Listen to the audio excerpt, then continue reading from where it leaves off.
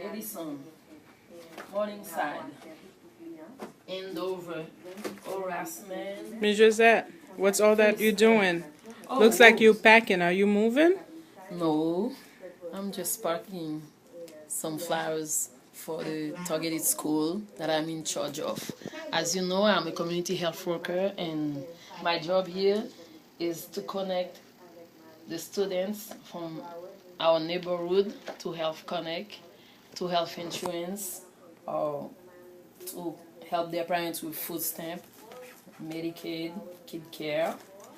So I'm trying to get ready for them so they can give those package to the parents, and the parents can come to me during the summer or for the next school year, because I can help them with health insurance for the kids, especially Medicaid, kid care, and why not food stamp.